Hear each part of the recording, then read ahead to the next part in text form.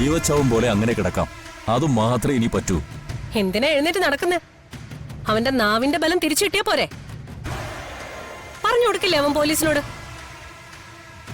നമ്മളാണ് ഇതിന് പിന്നിലെന്ന് ഊഹിക്കാൻ അവന് ദിവ്യദൃഷ്ടിയൊന്നും വേണ്ട. പോലീസിനോട് രാജീവ് അങ്ങനെ എന്തേലും പറഞ്ഞ പിന്നെ എനിക്കും തനിക്കും നമ്മുടെ കൂടെ നിന്ന അവന്മാർക്കും എല്ലാവർക്കും കൂടി ജയിലിൽ പോയി കിടന്ന് കമ്പി എണ്ണി കളിക്കാം. അതും ജീവിതകാലം മുഴുവനും. എടോ, ഒരു പോലീസ് ഉദ്യോഗസ്ഥനയാള് അയാളെ തീർക്കാൻ ഇറങ്ങിത്തിരിക്കുമ്പോ അതെങ്കിലും ഓർക്കണമായിരുന്നു.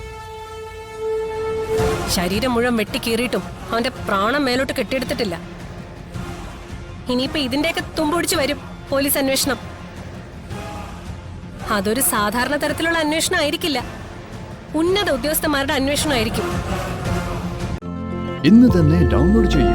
കാണൂ നിങ്ങളുടെ ഫേവറേറ്റ് ഷോസ്.